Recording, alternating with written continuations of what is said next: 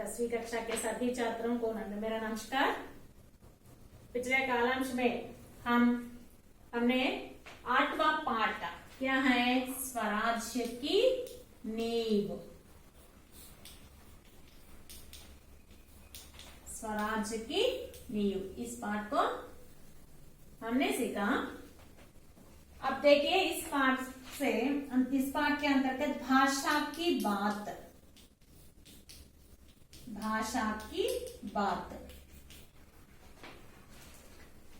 All of you open test book ma. Test book page number 49. Test book page number 49. भाषा की बात। नारी, मित्र, प्रेम, पर्याय शब्द। नारी, स्त्री, नेक्स्ट अबला, औरत, महिला, ये सब पर्याय शब्द। नेक्स्ट मित्र, दोस्त, सखा, फ्रेंड। सखी स्त्रीलिंग, सखा पुल्लिंग शब्द। नेक्स्ट वन प्रेम, प्यार, मोहब्बत, प्यार, मोहब्बत। ये क्या है, ये सब पर्याय शब्द, पर्याय शब्द।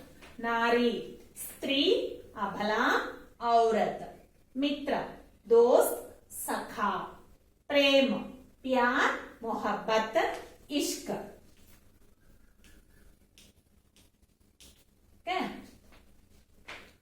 नेक्स्ट वन असफलता, विश्वास, विलोम शब्द।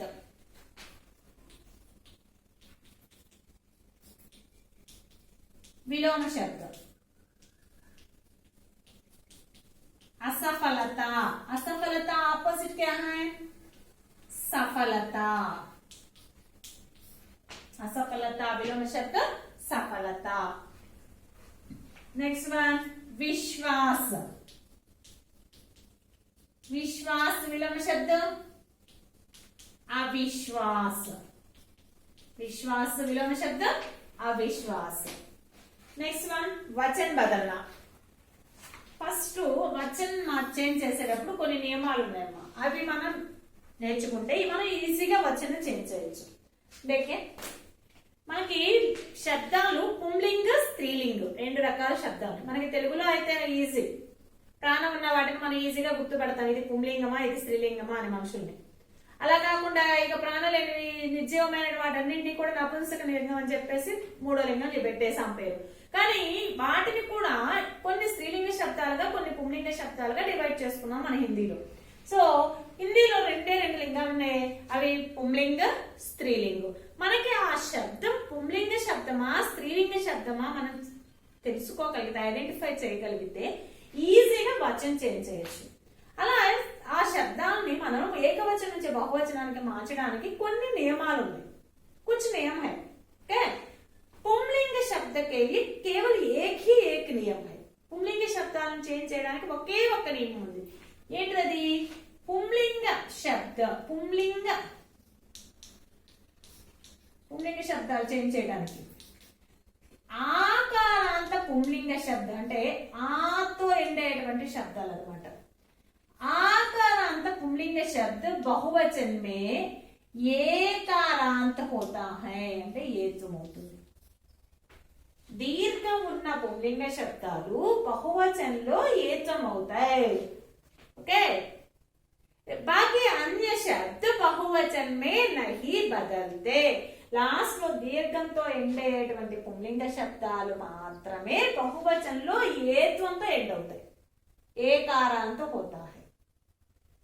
बाकी अन्य शब्द इक रिमाइनिंग मिगता शब्दालन्नी కూడా మిగిలిన శబ్దాలన్నీ కూడా బహువచన్ మే నహీ బదల్తే, ప్లూరల్ లో మారవు, సేమ్ యాజ్ ఇట్ ఈస్ గా ఉంటాయి. లేకిన్ ఇందులో కూడా ఒక ఎగ్జాంప్షన్ ఉంది, అదేంటి? कुछ జాతివాచక సంజ్ఞాయే बहुवचन में नहीं बदलते। लड़का फॉर एग्जाम्पल पिता या राजा, ये शब्द आकारांत होने पर भी ये बहुवचन में नहीं बदलते। क्या आकारांत पुल्लिंग शब्द बहुवचन में एकारांत होता है, बाकी अन्य शब्द बहुवचन में नहीं बदलते हैं। फॉर एग्जाम्पल लड़का, लड़का आकारांत आ तो एंड अయింది కదా। सो आकारांत पुल्लिंग शब्द बहुवचन में कैसे बदलते हैं? एकारांत होते हैं। लड़के, लड़का, लड़के। ओके, घोड़ा, घोड़ा, घोड़े। దీర్ఘం కాస్త ఏకం అవుతుంది, आकारांत एकारांत होता है, बाकी अन्य शब्द बहुवचन में नहीं बदलते। रिమైనింగ్ మిగతా పుల్లింగ శబ్దాలు ఏవి అంటే అకారాంత, ఇకారాంత, ఈకారాంత, ఉకారాంత, ఇవేవి కూడా బహువచనంలో మారవు। Okay, for example Balak, Balak అకారాంత శబ్దం కదా। బాలక్ అనేది శబ్దం అ తో ఎండ్ అయ్యేటువంటి శబ్దం, అకారాంత శబ్దం। సో బాలక్ బహువచन क्या है? बालक। बालक अकारांत शब्द, सो बालक बहुवचन बालक नहीं बदलता है। उसी प्रकार मुनि इकारांत शब्द, सो मुनि मारु। ओके, नेक्स्ट मोती, ఈకారాంత పుల్లింగ శబ్ద మోతి, సో మోతి మారదు ఇది కూడా। ఆకారాంత పుల్లింగ శబ్దం మాత్రమే ఏకారాంతం అవుతుంది, రిమైనింగ్ ఏవి కూడా బహువచనంలో మారవు। ఓకేమా? కుछ జాతి ఒక ఎగ్జాంపుల్ ఉంది మళ్ళా, కుछ జాతివాచక సంజ్ఞాయే కొన్ని కామన్ నౌన్స్ ఏంటవి? రాజా, పిత ఇలాంటివి, ఇవి బహువచనంలో కూడా మారవు। పితాకి బహువచనం ఏంటి? పితాగన్ అంటాం, అంతేకాని పితే, రాజే అనం కదా। ఇక్కడ వచ్చినాయి ఆ వర్డ్స్, పితా, పితాగన్, రాజా, రాజాలోగన్, కదా, అవి రాజేగా మారదు। ఓకే, आकारांत पुल्लिंग शब्द बहुवचन में एकारांत होता है, दीर्घम अन्नदि ఏకం అవుతుంది, बाकी अन्य शब्द बहुवचन में नहीं बदलते। రిమైనింగ్ మిగతా శబ్దాలు ఏవి కూడా బహువచనంలో మారవు। कुछ जातिवाचक संज्ञाएं, उदाहरण राजा, पिता, ये सब आकारांत होने पर भी बहुवचन में नहीं बदलते हैं। ఈ పితా, రాజా అనేవి ఆకారాంత అయినప్పటికీ కూడా మారవు। ఓకే, ఒకటేమో పుంలింగ శబ్దాలకి అంతేనా? నెక్స్ట్ స్త్రీలింగ శబ్దం చూడండి।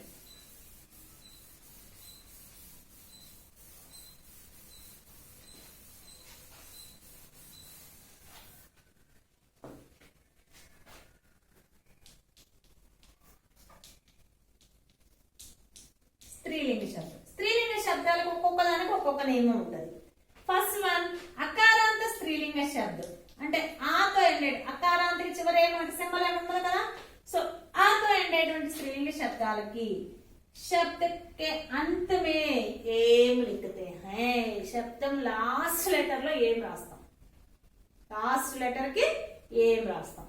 ఫర్ ఎగ్జాంపుల్ औरत, స్త్రీలింగే కదా औरत, औरत, औरतेम, ये तो लास्ट लेटर की एम रास्ता। औरत, औरतेम। नजर, नजरेम, नहर, नहरेम। के बहन, बहनेम, ये तो मुझे डाट वस्तुंदी। नेक्स्ट आकारांत स्त्रीलिंग शब्द, आ तो ఎండేటువంటి స్త్రీలింగ శబ్దం, शब्द के बाद एम लिखते हैं। शब्द के बाद आ लेटर वर्ड तरुవాత ఏం రాస్తాం। ओके, आकारांत स्त्रीलिंग शब्द बहुवचन में शब्द के बाद एम लिखते हैं। फॉर एग्जाम्पल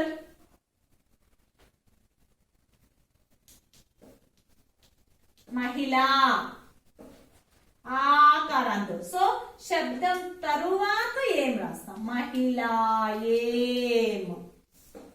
ఓకే, మాతా माता एम, लता लता एम, माला माला एम। शब्द के बाद एम लिखते हैं।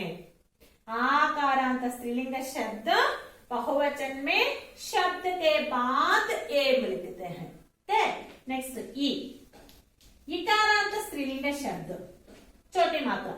इकारांत स्त्रीलिंग शब्द बहुवचन में शब्द के बाद याम लिखता है। शब्द के बाद याम लिखता है। जाति, जातियां, समिति, समितियां, शब्द के बाद याम लिखते हैं। नेक्स्ट ईकारांत स्त्रीलिंग शब्द बड़ी मात्रा। ईकारांत स्त्रीलिंग शब्द बहुवचन में ईकार इकार के रूप में लिखकर याम लिखते हैं। ईकार इकार के रूप में लिखकर याम लिखते हैं। बड़ी मात्रा छोटी मात्रा का राशि याम रास्ता। फॉर एग्जाम्पल लड़की, ईकारांत। सो बड़ी मात्रा कार्यक्रम छोटी मात्रा का मात्र लड़ा किया, लड़कियां। ईकारांत स्त्रीलिंग शब्द ईकार इकार के रूप में लिखकर याम लिखते हैं। लड़की, लड़कियां, रोटी, रोटियां। नेक्स्ट मुकारांत स्त्रीलिंग शब्द ऊतो ఎండేటువంటి స్త్రీలింగ శబ్దాలు शब्द के बाद एम लिखते हैं। दीर्घम लागे सेम। शब्द के बाद एम लिखते हैं। फॉर एग्जाम्पल वस्तु, वस्तु बहुवचन शब्द के बाद एम लिखते हैं। वस्तु एम। नेक्स्ट ऊकारांत स्त्रीलिंग शब्द। ऊकारांत स्त्रीलिंग शब्द ऊकार उकार के रूप में लिखकर एम लिखते हैं। ऊकार उकार का राशि एम रास्ता। बहु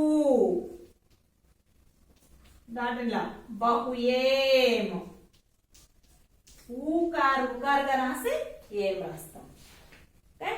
సో पुंलिंग शब्दालकైతే ఒకే ఒక నియమం। आकारांत पुंलिंग शब्द बहुवचन में एकारांत होता है। बाकी अन्य शब्द नहीं बदलते हैं। लेकिन कुछ जातिवाचक संज्ञाएं उदाहरण राजा पिता सब बहुवचन में आकारांत होने पर भी नहीं बदलते।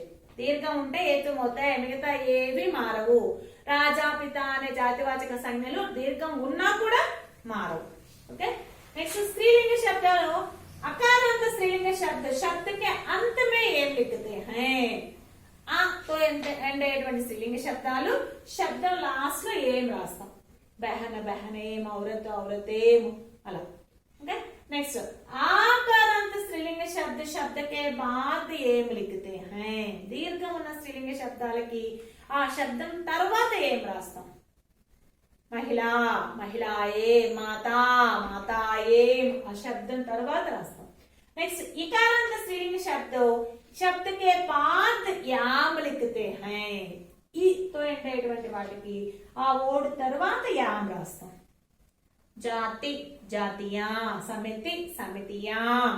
नेक्स्ट ईकारांत स्त्रीलिंग शब्द ईकार इकार के रूप में लिखकर याम लिखते हैं।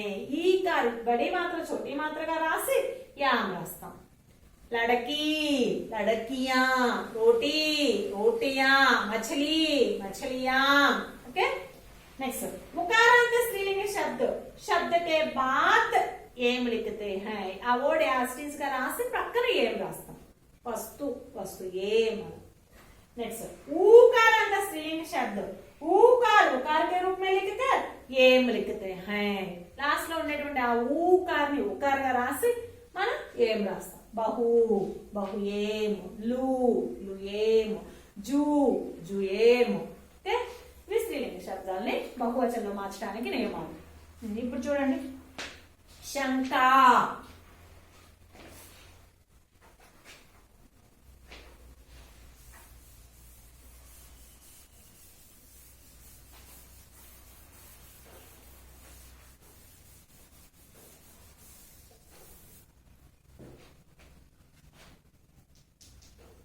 శంక ఇది స్త్రీలింగ శబ్దం సో దీనికి బహువచనం ఏమొస్తుంది आकारांत स्त्रीलिंग शब्द बहुवचन में शब्द के बाद एम लिखते हैं सो शंका बहुवचन क्या है शंकाएम शंका बहुवचन शंकाएम नेक्स्ट किला पुंलिंग शब्द आकारांत पुंलिंग शब्द बहुवचन में एकारांत होता है सो किला बहुवचन किले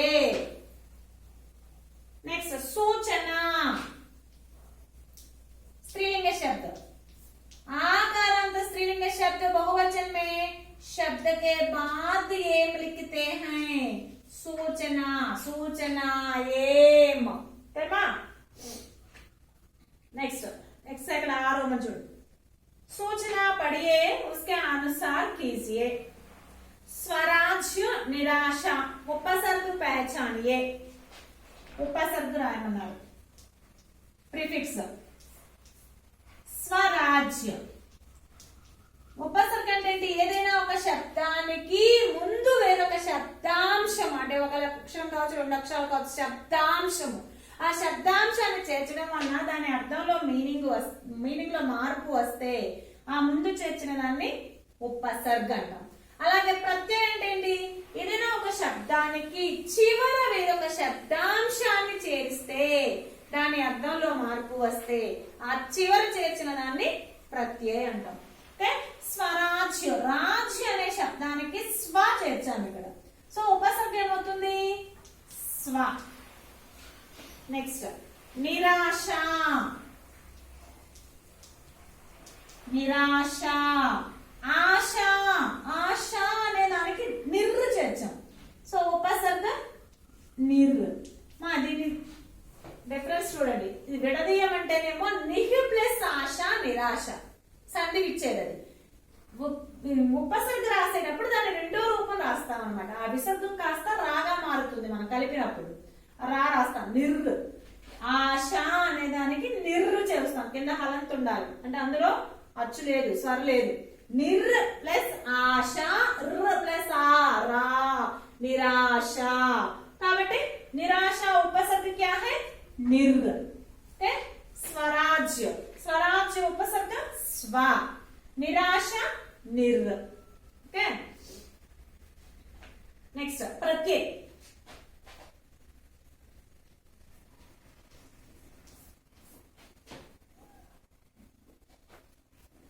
वीरता వీరత ప్రత్యయం అంటే చెప్పునా ఏదైనా ఒక శబ్దానికి చివర వేరొక శబ్దాంశాన్ని చేరిస్తే దాని అర్థంలో మార్పు వస్తే ఆ చివర చేర్చిన దాన్ని ప్రత్యయం వీర వీరుడు దానికి ఏం చేర్చాము ఇక్కడ తా వీరత్వము బ్రేవ్నెస్ సో ఆ లాస్ట్ లో చేర్చిన తానే ప్రత్యయం నెక్స్ట్ ఐతిహాసిక్ ఐతిహాసిక్ హిస్టారికల్ ఇతిహాస్ అనే శబ్దానికి ఇక్ అనే శబ్దాంశాన్ని చేరిస్తే ఐతిహాసిక్ ఇతిహాస్ అంటే ఏంటి హిస్టరీ దానికి ఇక్ అనే చేర్చడం వల్ల ఏమైంది ఐతిహాసిక్ హిస్టారికల్ గా మారింది కాబట్టి దీనిలో ప్రత్యయం ఏమవుతుంది ఇక్ ఐతిహాసిక్ ప్రత్యయ क्या है इक तेमा उपसर्ग स्वराज्य स्व निराशा निर प्रत्यय वीरता ता ऐतिहासिक इक ओके रिమైనింగ్ నెక్స్ట్ క్లాస్ లో నేర్చుకుందాం క్వశ్చన్ ఆన్సర్స్ చూడమ్మా రెండు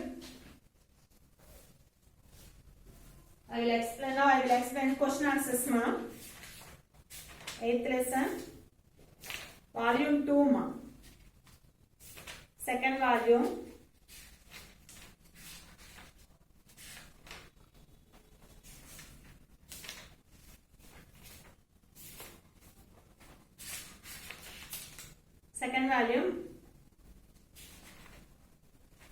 फर्स्ट देखिए अभिव्यक्ति सृजनात्मकता क्वेश्चंस देखिए फर्स्ट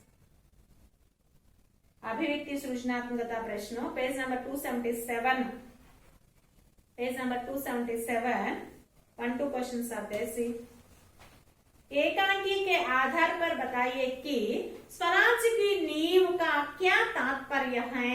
ఏకాంకిని ఆధారంగా చేసుకొని స్వరాజ్ की नींव అంటే అర్థం ఏంటో చెప్పండి అన్నారు। एकांकी के आधार पर बताएंगे तो स्वराज की नींव का अर्थ या तात्पर्य यह है कि स्वराज तथा स्वतंत्रता की लड़ाई के लिए सेना को तैयार करना है। స్వరాజ్కి నీవ్ అనే పాఠం ఆధారంగా చేసుకుంటే ఈ స్వరాజ్కి నీవ్ అనే దానికి అర్థం ఏంటి అంటే స్వరాజ్ తథా స్వతంత్రతాకి లడాయి కే లియే స్వరాజ్యము మరియు స్వాతంత్ర్యం యొక్క పోరాటం కోసం లడాయి అంటే పోరాటం ఆ పోరాటానికి కోసం సేనాకు తయారు కన్నా సైన్యాన్ని సిద్ధం చేయడం సేనాకు యుద్ధ కళాకా ప్రశిక్షణ దేనా నెక్స్ట్ సైన్యానికి ఆ యుద్ధ కళలో ట్రైనింగ్ ఇవ్వడం ప్రశిక్షణ అంటే ట్రైనింగ్ ఇవ్వడం యుద్ధ సామగ్రి సంచిత కర్నా హై ఆ యుద్ధానికి అవసరమైన ఆ సామగ్రి మొత్తాన్ని కూడా కలెక్ట్ చేయడము అనుశాసన సే యుక్త సైనికోं को तैयार करना है డిసిప్లిన్ తో కూడిన సైనికులు సోల్జర్స్ ని తయారు చేయడం స్వరాజ్ के लिए बलिदान देना भी स्वराज की नींव है స్వరాజ్యం కోసం మన ప్రాణాలను అర్పించడం కూడా బలిదాన్ దేనా అంటే ప్రాణార్పణ చేయడం बलिदान देना भी स्वराज की नींव है स्वराज की नींव అక్కడ నీవ్ స్త్రీలింగ శబ్దం స్వరాజ్యం కోసం మనల్ని మనం అర్పించుకోవడం కూడా స్వరాజ్యానికి పునాది సో ఈ పాఠం ఆధారంగా స్వరాజ్యకి నీవ్ అంటే తాత్పర్యం ఏంటి అర్థం ఏంటి అంటే ఫస్ట్ వన్ స్వరాజ్ తథా స్వతంత్రతా की लड़ाई के लिए सेना को तैयार करना है స్వరాజ్యము మరియు స్వతంత్రాన్ని పోరాటానికి అవసరమైనటువంటి సైన్యాన్ని సిద్ధం చేయడం సేనాకు యుద్ధ కళా మే ప్రశిక్షణ దేనా హై సైన్యానికి యుద్ధ కళలో ట్రైనింగ్ ఇవ్వడం యుద్ధ సామగ్రి సంచిత కర్నా హై యుద్ధ సామగ్రిని కలెక్ట్ చేసుకోవడం అనుశాసన సే యుక్త సైనికోं को तैयार करना है డిసిప్లిన్ తో కూడినటువంటి ఆ సైనికుల్ని సిద్ధం చేసుకోవడం స్వరాజ్ के लिए बलिदान देना भी स्वराज की नींव है స్వరాజ్యం కోసం ప్రాణార్పణ చేయడం కూడా స్వరాజ్యానికి పునాదే ఇక్కడ కీయమ్మ స్వరాజ్కి నీవు ఓకే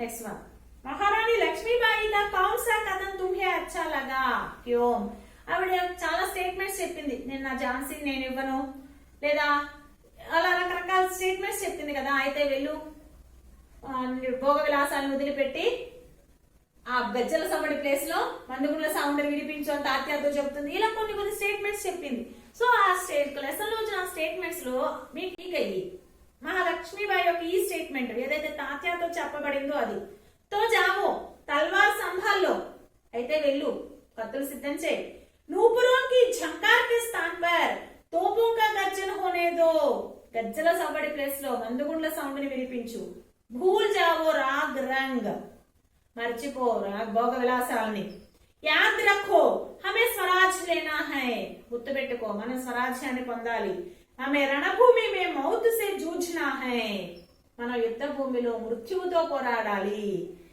ముझे अच्छा लगा ఈ స్టేట్మెంట్ నాకు బాగా నచ్చింది यह कथन मुझे इसलिए अच्छा लगा कि ఈ స్టేట్మెంట్ నాకు ఎందువల్ల బాగా నచ్చింది అంటే లక్ష్మీబాయి एक स्त्री होने पर भी तलवार हाथ लेकर युद्ध करना चाहती हैं లక్ష్మీబాయి ఒక స్త్రీ అయినప్పటికీ కూడా కత్తిని చేత పట్టుకొని యుద్ధం చేయాలని కోరుకుంటుంది స్త్రీయా నూపురోं की झंकार को पसंद करती है నమ్మకడ करती స్త్రీయా స్త్రీలింగ శబ్ద సో తీ రావాలి స్త్రీయా నూపురోं की झंकार को पसंद करते हैं స్త్రీలు ఎక్కువగా కూడా సహజంగా ఎలా ఉంటారు గజ్జల సవ్వడిని ఇష్టపడుతూ ఉంటారు लेकिन लक्ष्मीबाई उसके स्थान पर तोपों का गर्जन सुनना चाहती हैं కానీ లక్ష్మీబాయి ఆ దాని స్థానంలో ఆ గజ్జల సవ్వడి ప్లేస్ లో మందుగుండ్ల సౌండ్ ని వినాలనుకుంటుంది स्वराज के लिए रणभूमि में प्राणों को भी अर्पित करना चाहती हैं స్వరాజ్యం కోసం యుద్ధ భూమిలో ప్రాణాన్ని కూడా అర్పించాలని కోరుకుంటుంది इसलिए मुझे यह कथन अच्छा लगा అందువల్లనే నాకు ఈ స్టేట్మెంట్ అనేది బాగా నచ్చింది